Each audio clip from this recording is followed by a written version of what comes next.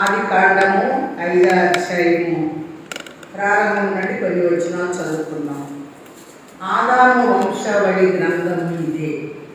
దేవుడు ఆదామును సృజించిన దినమున దేవుని పోలికగా అతన్ని చేసెను.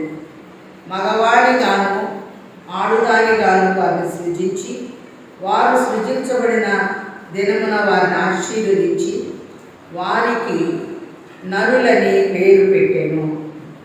సకల యుగములలో అక్షయుడును అదృశ్యుడును నిత్య నివాసి పరిశుద్ధుడు అయిన తండ్రి వందనములు.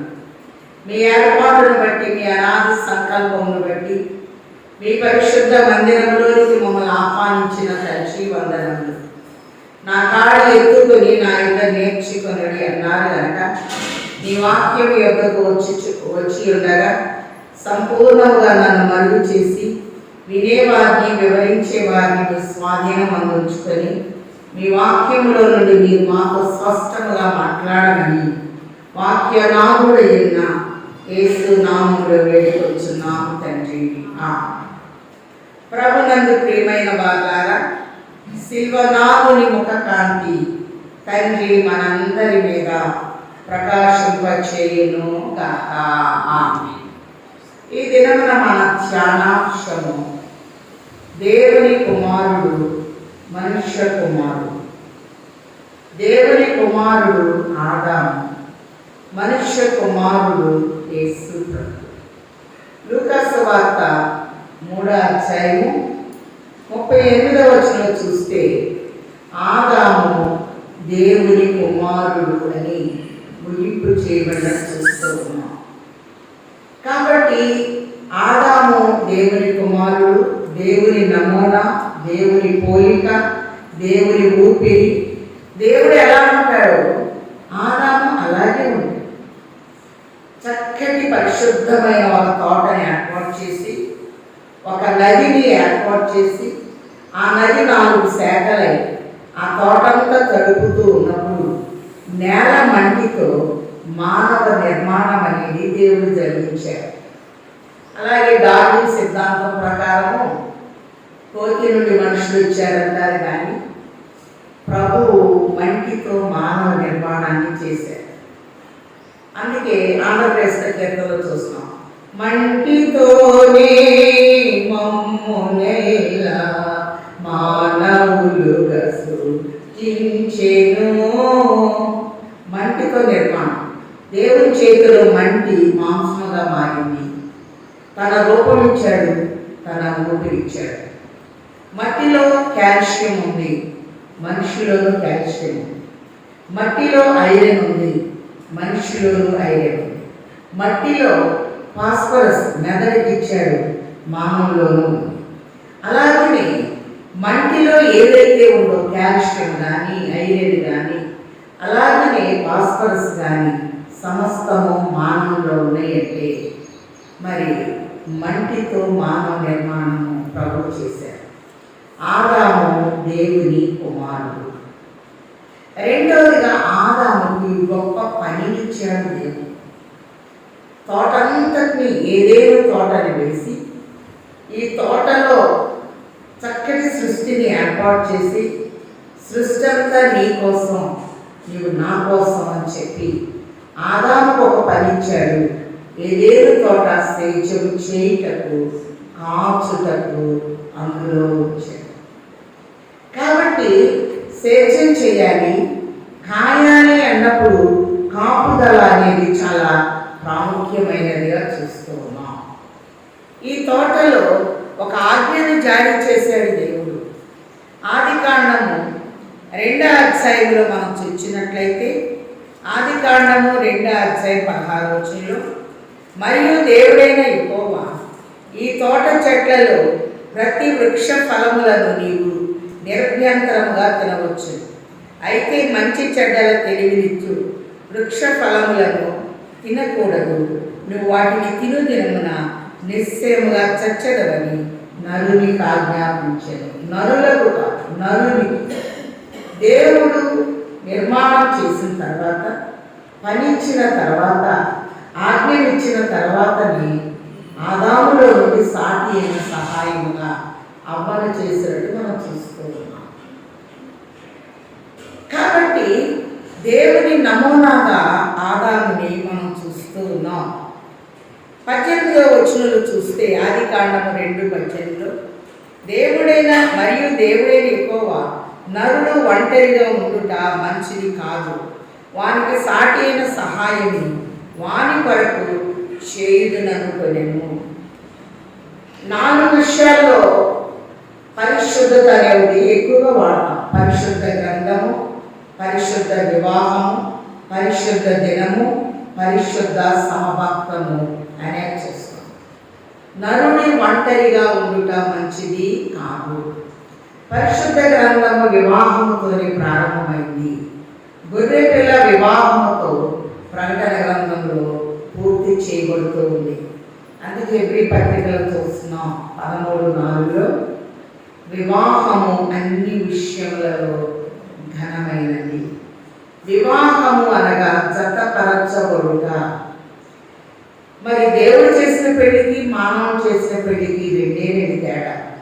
దేవుడు ఒక్కరిని ఇద్దరుగా చేశారు, అభిషిక్తులైన వారు ఇద్దరిని ఒక్కగా చేస్తున్నారు. ఇది మర్మము అని మనం చూస్తూ ఉన్నాం. ఆదికాండము 5వ అధ్యాయంలో మనం చూసినట్లయితే ప్రారంభంలో చక్కని మాట ప్రభు తెలియచేస్తూ ఉన్నారు. ఆదాము సృజించిన దినమున అతని పోలిగ్గా దేవుని పోలిగ్గా అతన్ని చేశాను. మగవానిగాను ఆడుదానిగాను వారిని సృజించి వారు సృజించబడిన దినమున వారిని ఆశీర్వదించి వారికి నరులని పేరు పెట్టాను. మనం చూసినట్లయితే మగవానిగా ఆడుదానిగా అంటే ఆదాములోనే ప్రారంభంలో ఎవరున్నారు? అమ్మ ఉంది. ఈ అవ్వని సాటి అయిన సహాయముగా దేవుడు ఇవ్వాలి అనుకున్నాడు. అవ్వ అనేది సంఘానికి సాదృశ్యమైనది. ఆదికాండం 3:20 చూస్తున్నాం. జీవము కలిగిన ప్రతి వానికి ఆమె తల్లి అని. సామెతల గ్రంథము 6వ అధ్యాయము 20వ వచనంలో మరి దేవుని మాట ఎలా వినాలో ప్రభు తెలియచేస్తూ ఉన్నారు.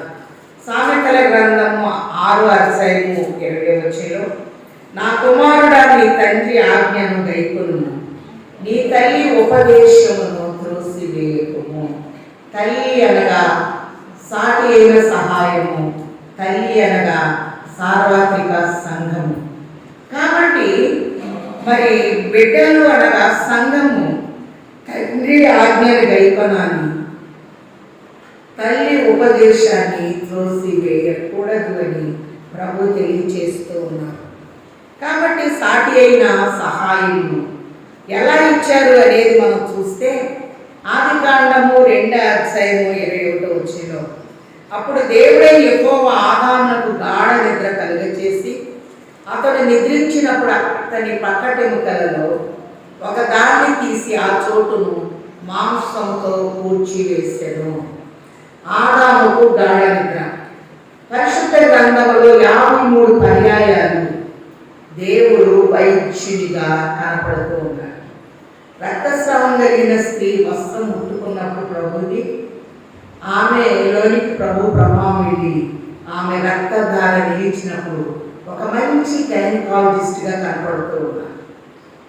అలాగే చిన్నపిల్లల్ని నా ఇద్దరు రానీయుడి వారిని ఆటంకపరచవద్దన్నప్పుడు పిల్లల డాక్టర్గా కనపడుతూ ఉన్నాడు. అలాగే ఎముకను తన చేతిలోకి తీసుకున్నప్పుడు ఒక ఎముకల స్పెషలిస్ట్గా ప్రభు కనపడుతూ ఉన్నాడు. ఒక ఆపరేషన్ చేయాలంటే ఇంచుమించు 3 డాక్టర్స్ కావాలి, ఒక ఎనస్థీషియా కావాలి, గాఢ నిద్ర పట్టేటట్టు ఒక మత్తు మంది ఇచ్చే డాక్టరు, ఒక జనరల్ సర్జను, అలాగే ఒక ఎముకల స్పెషలిస్టు. కనీసం 3 థియేటర్లో కనపడాలి. ఏదైనా తోటనే ప్రయోగశాలగా చేసి త్రిత్వం ఒకటే అయినట్టుగా గాఢ నిద్ర ఆయనే కలిగి చేశాడు, ప్రకటెముకను ఆయనే తీశాడు, అలాగే ఆ చోటుని ఆయనే పూడ్చివేసినట్లుగా మనం చూస్తూ ఉన్నాం.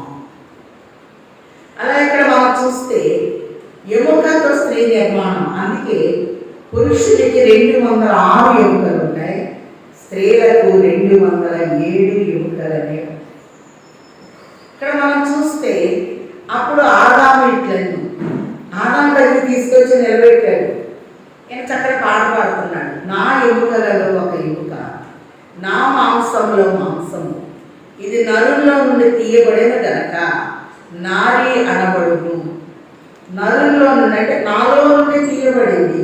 నాది అనేదాన్ని నారి అన్నట్టుగా మనం చూస్తూ ఉన్నాం. పరమగీతం 1:7 నా ప్రాణప్రియుడ నీ మందను నీ వెచ్చట మేపుదు, మధ్యాహ్నమున నెచ్చట నీడకు వాటిని తోలుదు, నాతో చెప్పుము అన్నప్పుడు నారీమణి సుందరి అది నీకు తెలియకపోయినా మంగళ అడుగు జాడను బట్టి నీవు పొమ్ము అన్నట్లుగా మనం చూస్తూ ఉన్నాం. కాబట్టి ఇక్కడ చూస్తే ఆదాము ఒరిజినల్ ఫస్ట్ ప్రింట్ అవుట్ లేకపోతే జిరాక్స్ కాపీ ఎవరు అంటే హవ్వగా మనం చూస్తూ ఉన్నాం.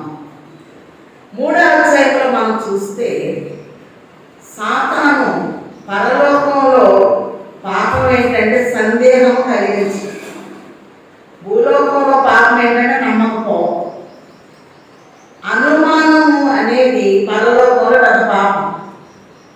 అలాగనే రావటం ఇది నిజమా అని ఒక సంశయం, ఒక అనుమానాన్ని దుష్టుడు కలిగించినట్టు చూస్తూ ఉన్నాం. 3వ అధ్యాయం దేవుడని యెహోవా చేసిన సమస్త భూజంతువులలో సర్పము యుక్తి గలదై ఉన్నది.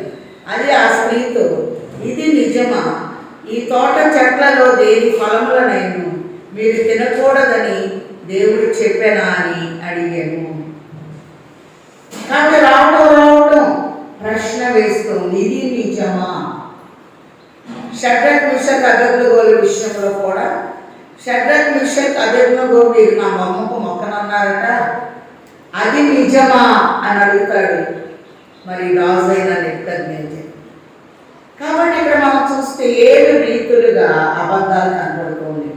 1 కల్పించుట, 2 ముట్టించుట, 3 తినిపించుట, 4 విసిపించుట, 5 దాగుకొనుట, 6 చెట్టును ఆశ్రయించుట, 7 దేవుడికి దూరం అవుట.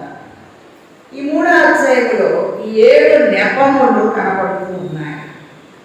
కాబట్టి మనం చూస్తే ఇది నిజమా అని ఒక సంశయం, ఒక సందేహం కలిగించి ఈ తోట చెట్ల ఫలముల్లో మరి మీరు తినొద్దని దేవుడు చెప్పాడని కోసం మాత్రం అంటే దేవుని మీదే సాతాను సాడి చెప్పినట్టుగా చూస్తూ ఉన్నాం. 2వ వచనం ఒకసారి చూద్దాం. ఆదికాండము 3వ అధ్యాయం 2. అందుకు స్త్రీ ఈ తోట చెట్ల ఫలములను మేము తినవచ్చు. ఇక్కడ మొదటి అబద్ధం. మేము అంటే అసలు ఆదాముతోనే దేవుడు మాట్లాడాడు, అబద్ధంతో మాట్లాడలేదు, అసలు ఏమీ మాట్లాడు. మేము తినవచ్చును, నీవు తినకూడదు అని దేవుడు చెప్పాడు. మేము తినవచ్చును. ఇక్కడ మొదటి అబద్ధం కనపడుతుంది, తను తాను కలుపుకుంటూ ఉంది. అయితే తోట మధ్యనున్న చెట్టు ఫలములను గురించి దేవుడు మీరు చావకుండునట్లు వాటిని తినకూడదని, వాటిని ముట్టకూడదని, ముట్టవద్దు తినవద్దు అని దేవుడు చెప్పాలి. ఇక్కడ ఈమె ఏం చెప్తుంది అంటే తోట చెట్ల ఫలములు మీరు తినవచ్చు, మధ్యనున్న అని చెప్తుంది. కానీ దేవుడు మంచి చెడ్డలా చెప్పాడు. ఒక దగ్గర నుంచి విషయం మరొక దగ్గరికి వచ్చేటప్పటికి భావము మారిపోయినట్టు చూస్తూ ఉన్నాం. ఆదికాండము 2వ అధ్యాయం 17వ వచనంలో అయితే మంచి చెడ్డల తెలివినిచ్చు వృక్ష ఫలములను తినకూడదు. మంచి చెడ్డల తెలివినిచ్చు ఫలం. ఏమేమంటుంది? మధ్యనున్న ఫలాన్ని తినకూడదు. 2-3 ఎక్కడైతే ఉంటారో వారి మధ్య నేను ఉంటాను అని ప్రభు తెలియచేస్తూ ఉన్నారు. నీవు వాటిని తినుదినమున నిశ్చయముగా చచ్చదవని నరునికి ఆజ్ఞాపించాను. అప్పటికి సాధ్యం సహాయం లేదు, కానీ ఏం చెప్పారో తెలియదు. ఈ విషయం సాతానికి బాగా తెలుసు. బైబిల్ బాగా తెలిసింది సాతానికి, మనకి విడివిడి జ్ఞానం. ఎలా ఏ పాయింట్తో మనిషిని పడవేయాలో దృష్టిని బాగా తెలుసు. కాబట్టి మేము తినవచ్చు అన్నప్పుడు ఆ సభ దొరికింది సాతానికి. మీరు చావనే చావ, ఈ పండు తింటే మీరు దేవతలా ఉంటారు. దేవత అనే మాటను మొట్టమొదట సాతాను ఉపయోగించినట్లుగా చూస్తున్నాం. కాబట్టి ఇక్కడ మనం చూస్తే ఈమె ఆ స్త్రీ వృక్ష ఫలములు ఆహారములకు మంచిది, కన్నులకు అందమైనది, వివేకముచ్చు రమ్యమైనది ఏడుట చూచినప్పుడు ఆమె దాని ఫలములలో కొన్ని తీసుకొని తిని తనతో పాటు తన భర్తకు ఇచ్చెను. అతడును తినెను. అప్పుడు వారిద్దరి కన్నులు తెరవబడెను. ఆత్మీయ నేత్రాలు మోయబడి లోకరిచ్చే కన్నులని తెరవబడింది. ఆత్మ చచ్చిపోయింది, లోకరించగా బ్రతుకుతున్నారు. ప్రభు అన్నారు, జీవించుచున్న పేరు మాత్రం ఉన్నది, కానీ నీవు మృతుడవే. మొదటిగా మనం చూస్తే ఆదాము దేవుడి కుమారుడు. ఇప్పుడు పోలికలు చూద్దాం. యేసు ప్రభు మనుష్య కుమారుడు. మరియమ్మ గారు అంటుంది లూకా సువార్త 2:7 తన తొలిచూలు కుమారుని కని సత్రంలో స్థలం లేనందున ఆయనను పశువుల తొట్టిలో పరుండబెట్టెను అని మాట చూస్తున్నాం. యోహాను సువార్త 19:5 చాలా పెద్ద ప్రింట్ కనపడుతుంది. పిలాతు గవర్నర్ అంటున్నాడు, ఇదిగో ఈ మనుష్యుడు. ఆదాము దేవుడి కుమారుడు, యేసు ప్రభు మనుష్య కుమారుడుగా కనపడుతూ ఉన్నాడు. ప్రకటన గ్రంథంలో మనం చూస్తే 1వ అధ్యాయంలో నాతో మాట్లాడుతున్న స్వరమేమిటో అని చూడ తిరిగి తిని అని యోహాను అంటూ ఉన్నాడు. ఒక స్వరం వినపడుతుంది. ప్రకటన గ్రంథము 1వ అధ్యాయము 13 తిరుగగా 7 సువర్ణ దీప స్తంభములను, ఆ దీప స్తంభముల మధ్య మనుష్య కుమారుని పోలిన ఒకనిని చూచితిని. మనుష్య కుమారుడు. అలాగనే పిలాతు అంటున్నాడు, ఇదిగో ఈ మనుష్యుడు అని. అలాగే మరియమ్మ గారు అంటుంది తన తొలిచూరు కుమారుడు అనే మాటని మనం చూస్తూ ఉన్నాం. ఆదికాండం 5వ అధ్యాయంలో ఆదాము దేవుని కుమారుడు. కొన్ని సువార్తల్లో చూస్తే లూకా సువార్త 3వ అధ్యాయము చివరిలో ఆయన దేవుని కుమారుడు, ఆదాము దేవుని కుమారుడు అనే మాటని మనం చూస్తూ ఉన్నాం. అంత మాత్రమే కాదు, గలతీలకు రాసిన పత్రిక 4వ అధ్యాయము 4వ చూస్తే కాలము పరిపూర్ణమైనప్పుడు తండ్రి తన కుమారుని పంపెను, అతడు స్త్రీ యందు పుట్టి. కాబట్టి తన కుమారుడు ఎవరిలో పుట్టారు అంటే స్త్రీ యందు పుట్టి అనే మాటని మనం చూస్తూ ఉన్నాం. యేసు ప్రభు మనుష్య కుమారుడుగా కనపడుతూ ఉన్నాడు. ప్రభువుకి ఆదాముకి సాటి అయిన సహాయము అవ్వ, ప్రభువుకి సాటి అయిన సహాయము సంఘము. అపోస్తల కార్యములు 20వ అధ్యాయం 28 తన స్వరక్తమిచ్చి సంపాదించిన సంఘము అనే మాట తెలియచేస్తూ ఉన్నారు. సంఘము కొరకు ప్రభు ఏమిచ్చారంటే తన స్వరక్తమిచ్చి సంపాదించినట్లుగా చూస్తూ ఉన్నాం.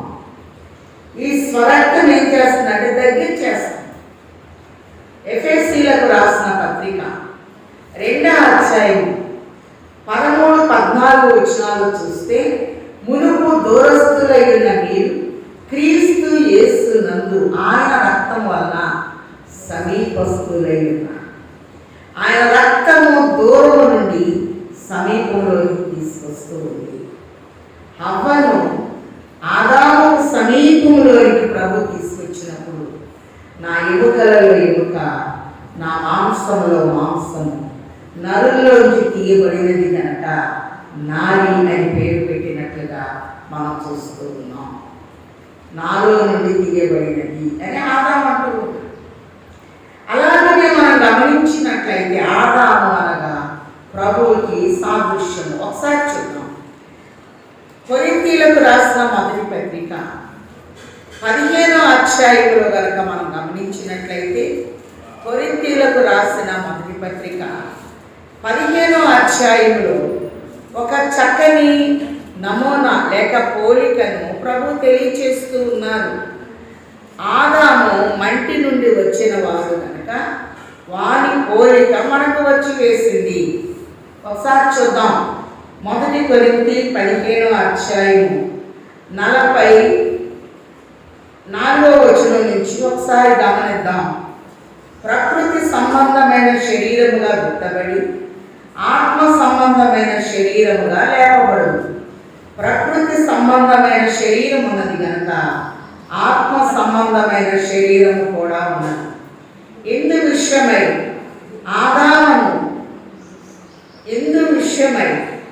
ఆదాము జీవింపచేయు ఆత్మ ఆయను. అలాగే ఇక్కడ మనం చూస్తే ఆదాము మొదటి మనుషుడు, జీవించు ప్రాణి ఆయనని వ్రాయబడి ఉన్నది. కడపటి ఆదాము జీవింపచేయు ఆత్మ ఆయన. ఆత్మ సంబంధమైనది మొదట కలిగినది కాదు, ప్రకృతి సంబంధమైనది మొదట కలిగినది, తరువాత ఆత్మ సంబంధమైనది. మొదటి మనుషుడు భూ సంబంధి, మంటి నుండి పుట్టినవాడు. రెండవ మనుష్యుడు పరలోకము నుండి వచ్చినవాడు. కాబట్టి మొదటి మనుష్యుడు మంటి నుండి వచ్చాడు. రెండవ మనుష్యుడు రోమా 8:32, రోమా పత్రిక 8:32 తన సొంత కుమారుని అనుగ్రహించుటకు వెనుక తీయక మనందరి కొరకు ఆయన అప్పగించిన వాడు, ఆయనతో పాటు సమస్తమును మనకెందుకు అనుగ్రహింపడు అనే మాటను మనం చూస్తూ ఉన్నాం. ఆదాము దేవుని కుమారుడు, యేసు ప్రభు మనుష్య కుమారుడుగా కనపడుతున్నాడు. ఆదాముకు పనిచ్చాడు దేవుడు. ఏదేదో తోటను సేద్యపరుచుటకు, కాచుటకు అందులో ఉంచాడు. యేసు ప్రభు కూడా పని అనేది ఇవ్వబడింది. ఆయన చెమట గొప్ప రక్త బిందువులుగా మారేను అనే మాట చూస్తున్నాం. 129వ కీర్తనలో మనం చూసినట్లయితే ఆయన శరీరము ఒక భూమిలాగా కనపడుతూ ఉంది.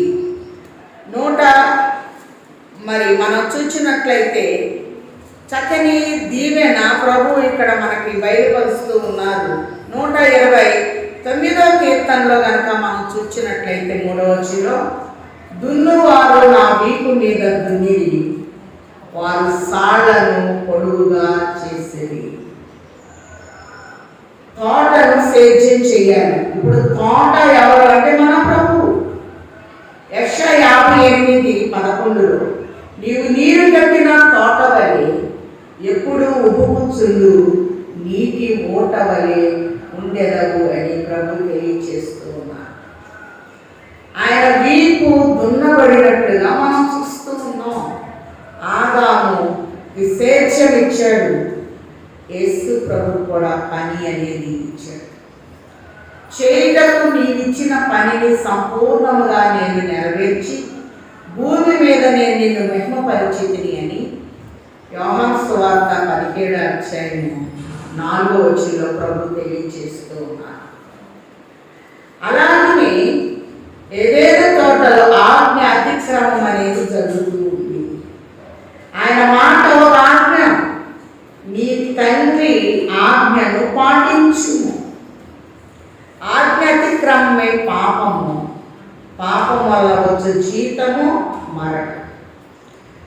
అవ్వమ్మ పండు కోసుకొని తిని పట్టుకొని వస్తుంది ఆదాం దగ్గరికి. ఆదాం ఎలా చూస్తూ ఉంటే అవ్వ మహిమ కళ పోగొట్టుకుంది, చనిపోయి కనబడుతూ ఉంది. అవ్వమ్మ జీవించుచున్న మా పేరు మాత్రం ఉన్నది, కానీ నీవు మృతుడవే అని చూస్తూ ఉన్నాం. మనం గమనించినట్లయితే అప్పుడు ఆదాం చూస్తున్నాడు, అవ్వ సౌందర్యం అంతా దెబ్బతింది, మహిమ స్థితి కోల్పోయింది. ఇప్పుడు తన శరీరంలో ఒక భాగం ఈమెను కాపాడుకోవాలి అంటే ఆదాము కూడా అదే స్థితిలో. ఆదాము దగ్గరికి దుష్టుడు రాలేడు, ఎందుకంటే దేవుని నమ్మను.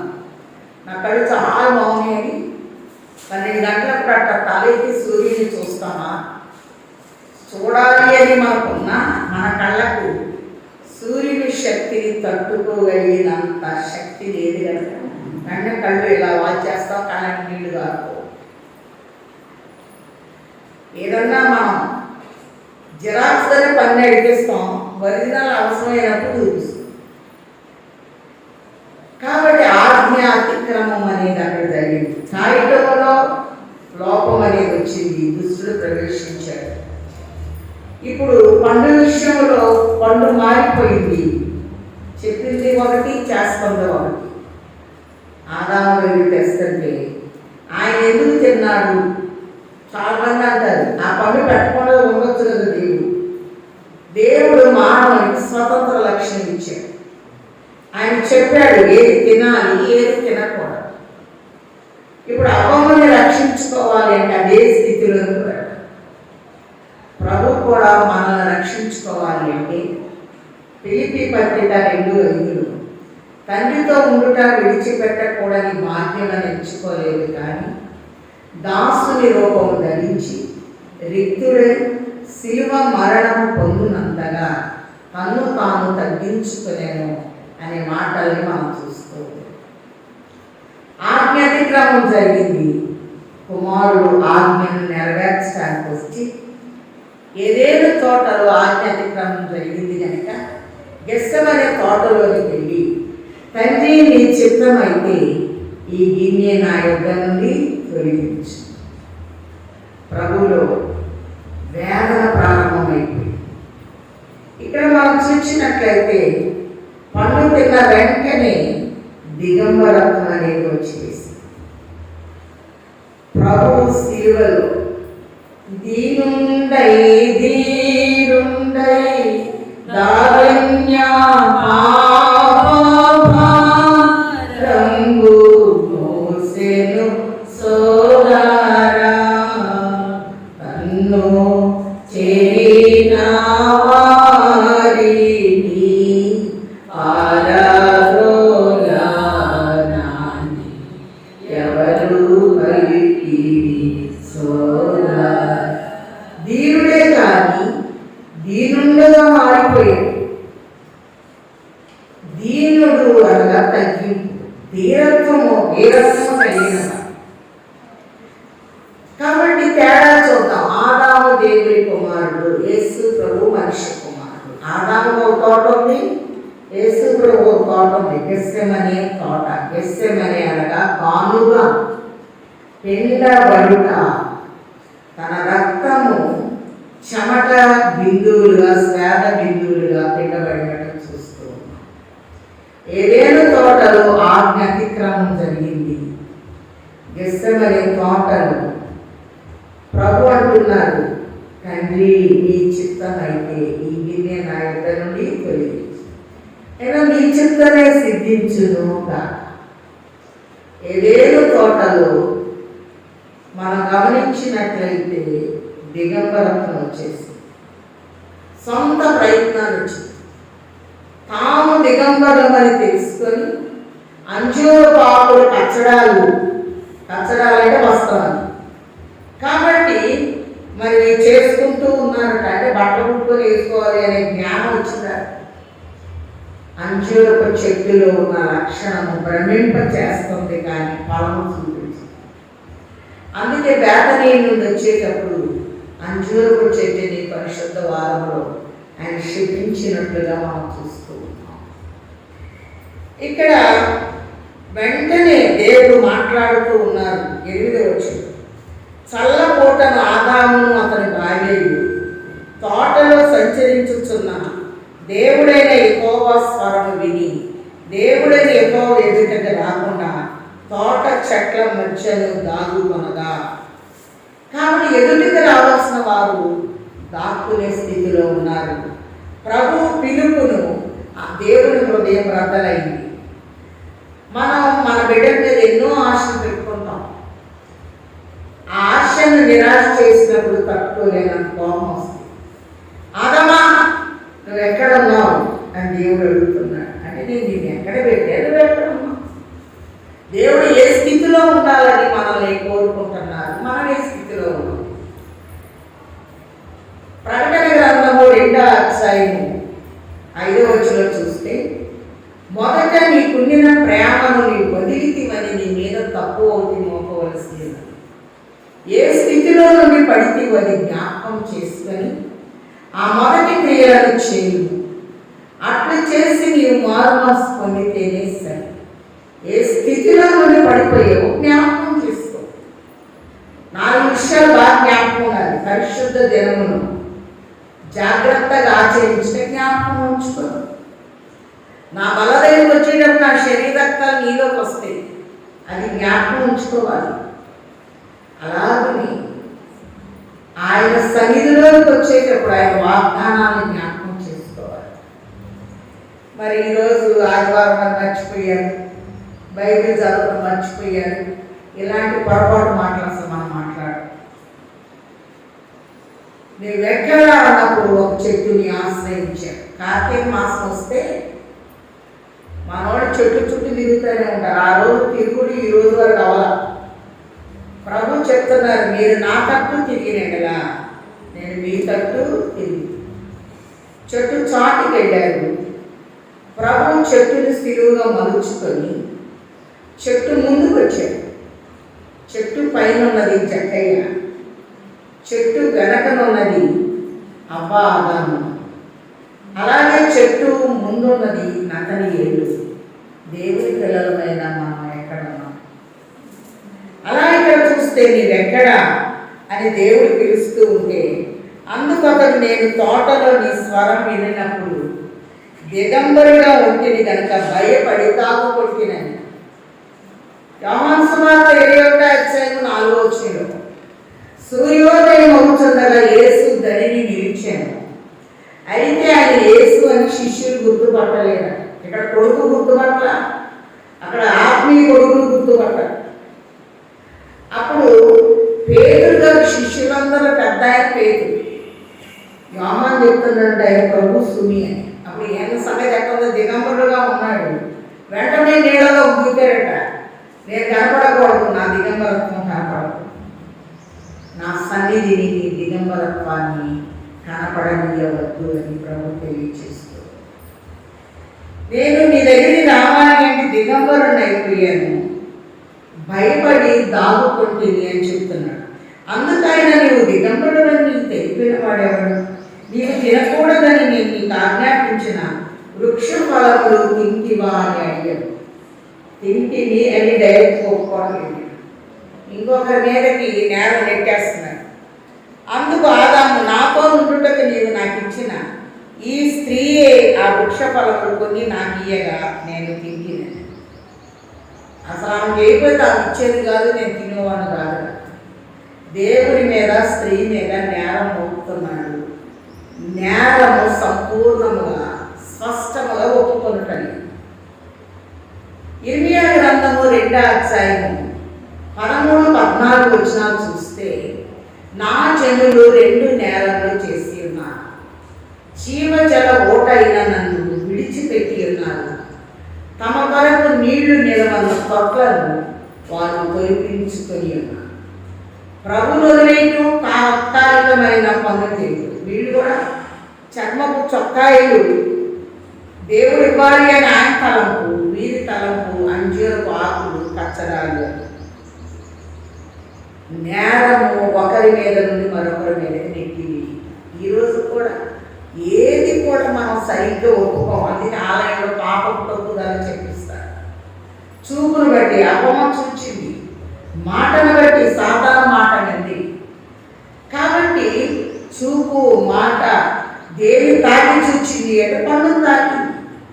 అపం ఏమేం చేసింది దాన్ని పాపపు తప్పుదాలు మనం చెప్తూ ఉంటాం. చూపును బట్టి, మాటను బట్టి, విరుటను బట్టి, ప్రవర్తన బట్టి మేము పాపులమై ఉన్నాము అని పాపపు తప్పుదలు చేస్తాం. అపమనడితే దేవుని మీద, సర్పం మీద. మరి సర్పము లేకుండా ఉంటే తోటలోకి వస్తే నేను మాట తినేదాన్ని కాదు కదా, వచ్చేసింది విన్నాను అన్నట్టు సర్పము నన్ను మోసపుచ్చినందున నేను తిన్నాను కానీ మరొకరి మీద గొప్పారు కనుక నేరము లేని ప్రభు నేరస్తుని వలె కోర్టుల చుట్టూ తిరగాల్సి వచ్చింది. అన్నా కోర్టు, కైపా కోర్టు, పిలాతు కోర్టు, హేరోదు కోర్టు. లూకా సువార్త 23:12 లూకా 23:12 ఇంతకు ముందు పిలాతు హేరోదు ఒకరికొకరు శత్రువులైంది. ప్రభు ఎప్పుడైతే హేరోదు దగ్గరికి పిలాతు దగ్గర నుండి హేరోదు దగ్గరికి వెళ్ళారో వారిద్దరూ ఆ దినముననే మిత్రులై. హేరోదు అంటున్నాడు, నాకు ఏ నేరము కనపడలేదు. మరి పిలాతు అన్నాడు, హేరోదుకి కనపడలేదు, నాకు కనపడలేదు. గలిలయ జిల్లా అంతటికి అధికారిగా హేరోదు ఉన్నాడు. యోదయ జిల్లా అంతటికి అధికారిగా పిలాతు ఉన్నాడు. నేరము లేని ప్రభు నేరస్తులు వలె. ఎవరికైనా కోర్టు పగలఉండదు. ఈయనకి రాత్రిపూట కోర్టులు పెట్టారు. యెషయా రాస్తున్నాడు 53 ఆయన అన్యాయపు తీర్పు పొందాడు, ఆయన దౌర్జన్యం పొందాడు. వదకు తేబడిన గొర్రె పిల్ల బొచ్చు కత్తిరించు అని ఎదుట మౌనముగా ఉన్నట్లు ఆయన కోర్టులో మౌనముగా ఉన్నాడు.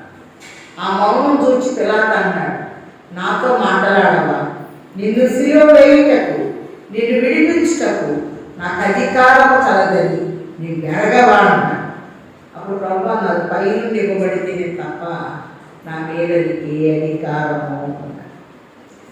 నేరాలు నా నేరములు యేసు పైన వేసి కొన్నా నేనే నరకు స్తోత్రము.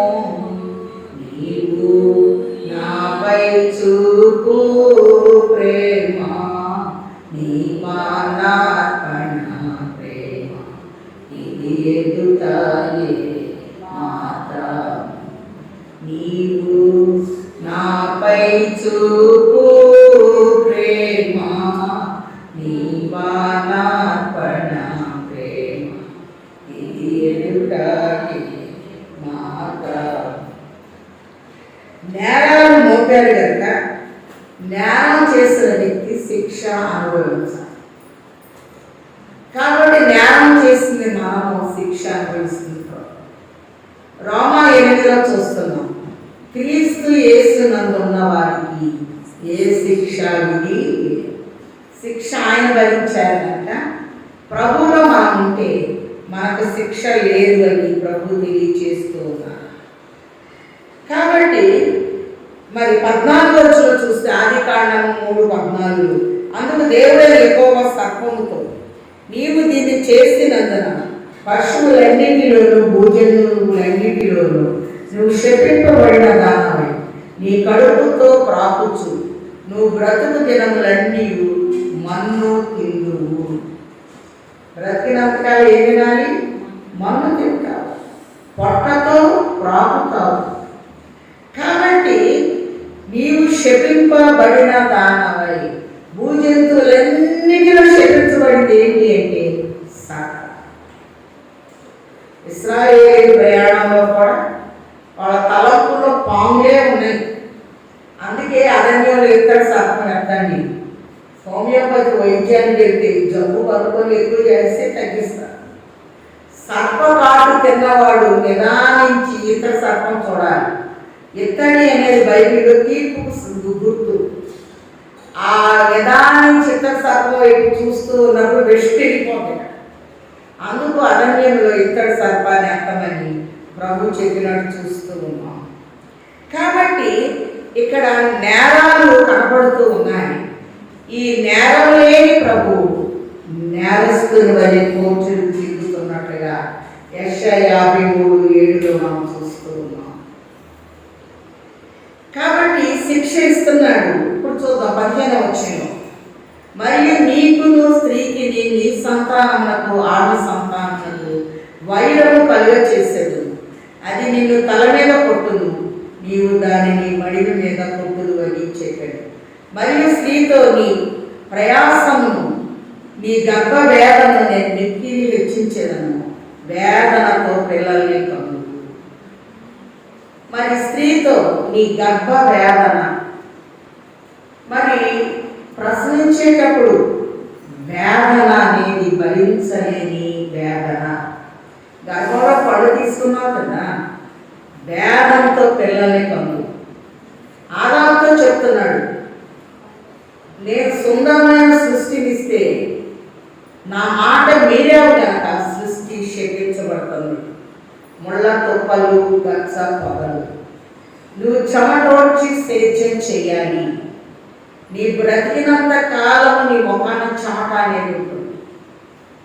అలాగనే మనం చూస్తే ప్రభువు కడపటి ఆదాముగా వచ్చాడు కనుక ఈ ఆదామును బట్టి శపించబడిన సృష్టిలో ముళ్ళన్నీ ఒక కిరీటముగా మారి, యోహాను సువార్త 19వ అధ్యాయంలో అప్పుడు పిలాతు యేసును పట్టుకొని ఆయన కొరడాలతో కొట్టించాడు.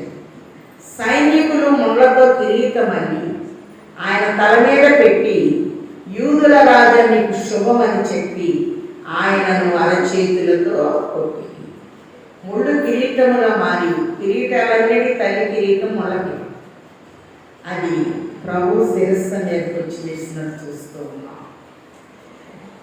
అలాగే మనం చూసినట్లయితే గెత్సెమనే తోటలో ఆయన గొప్ప చెమట రక్త బిందువులుగా మారిపోయినట్టు చూస్తూ ఉన్నాం. మరి పామునేమో పట్టతో ప్రాగుతో మందు తింటాను శాపం, అవ్వమ్మకేమో వేదంతో పిల్లలు కంటామని, ఆదాముకి నీవు చెమటోడ్చాలి, సేద్యం చేయాలి అని మరి శిక్షనిచ్చిన తర్వాత దేవుడు ఏం చేస్తున్నాడు అనేది చూద్దాం. ఆదికాండము 3వ అధ్యాయం 20వ వచనంలో ఆదాము తన భార్యకు హవ్వ అని పేరు పెట్టాడు. ఏలైనగా జీవము కలిగిన ప్రతి వానికి తల్లి. దేవుడైన యెహోవా ఆదామునకును అతని భార్యకును చర్మపు చొక్కాయిలను చేయించి వారికి తొలగించాను. ఇక్కడ ఆరోడిగా చూస్తే బలి అనేది కనపడుతుంది.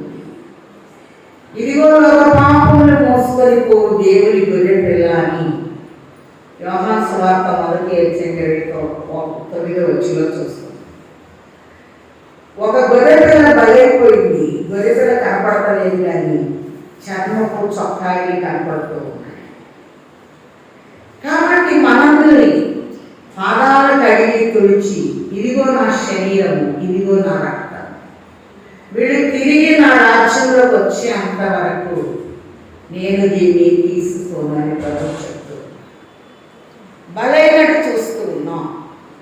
మనం గమనించినట్లయితే మోషే ధర్మశాస్త్రంలో మ్రాను మీద వేలాడిన వాడు శాపగ్రస్తుడు. యూదుల మరణం ఏంటంటే ఎత్తైన కొండ మీద నుండి అన్న తోసేయాలి, లేకపోతే రాళ్లతో కొట్టైనా చంపాలి. అప్పుడు పరిపాలన రోమీది కనుక రోమా పరిపాలన ప్రకారము సిలువ అనేది కనపడుతూ ఉంది. మరి ఆ పద్ధతికి ప్రభు ఒప్పుకున్నారు. అలాగనే మన వాక్యంలో కనుక గమనించినట్లయితే గలతీయులకు రాసిన పత్రిక 3వ అధ్యాయము 16వ వచనంలో మ్రాను మీద వేలాడిన వాడు శాపగ్రస్తుడు అని చూస్తూ ఉన్నాం. ప్రభువు శాపగ్రస్తమైన మరణంలోనికి వెళ్ళినట్టు చూస్తూ ఉన్నాం. ఆయన బాడీని కూడా ఎవరు టచ్ చేయడానికి వీలు. గలతీయులకు రాసిన పత్రిక 3వ అధ్యాయము 14 నుండి చూస్తే ప్రభు ఇక్కడ తెలియజేస్తున్నారు, క్రీస్తు మన కోసం శాపమై మనల్ని ధర్మశాస్త్రం యొక్క శాపము నుండి విమోచించింది. ఇందుని గురించి మ్రాను మీద వేలాడిన ప్రతి వాడును శాపగ్రస్తుడని వ్రాయబడి ఉన్నది.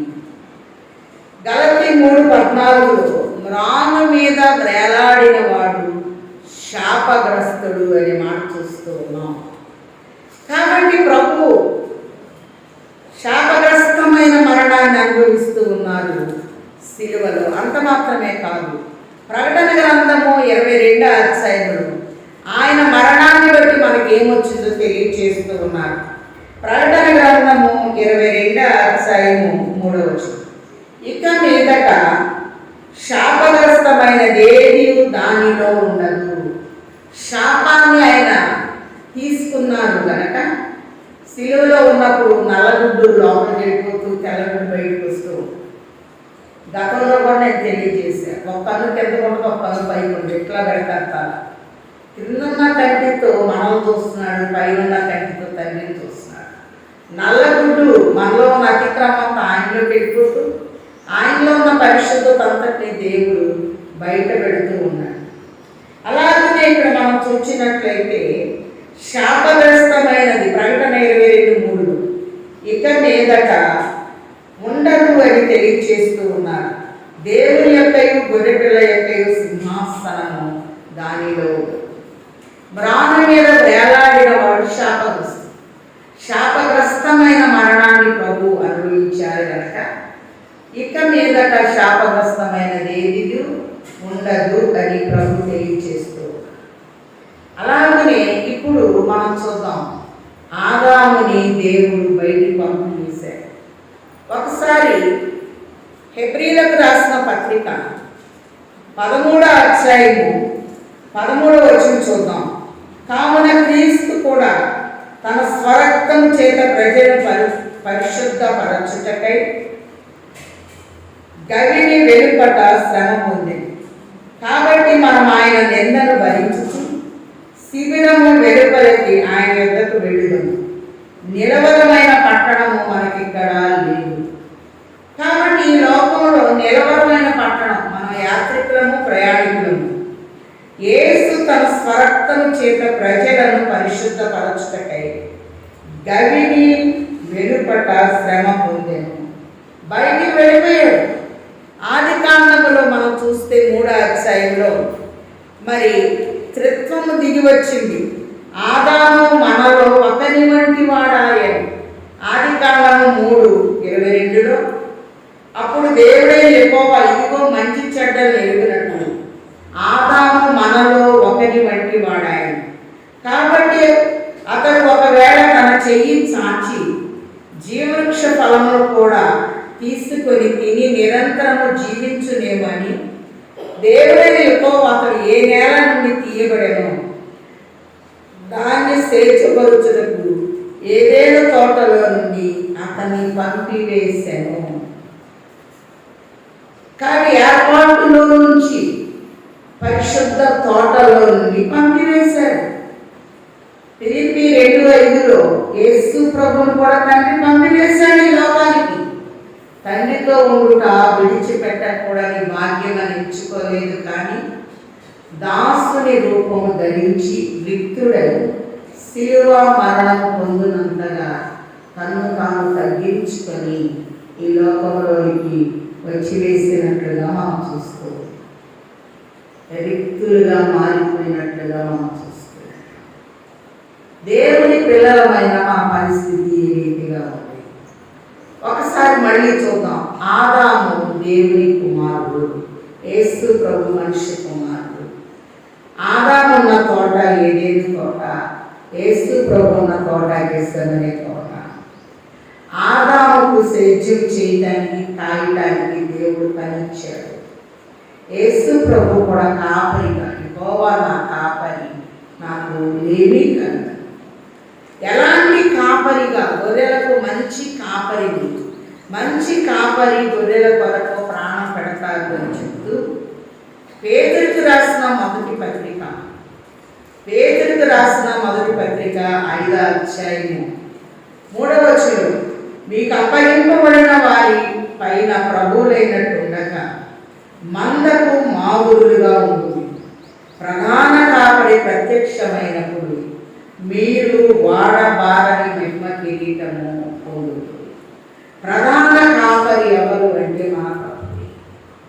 ప్రధాన కాపరి ప్రత్యక్షమైనప్పుడు వాడబారని మహిమ కిరీటం. ప్రధాన కాపరిగా ఆదాము ఇక్కడ కాపరి, యేసు ప్రభు ప్రధాన కాపరి. ఏదేను తోటలో ఆజ్ఞ అతిక్రమం జరిగింది, తినవద్దన్న పండు తిన్నారు.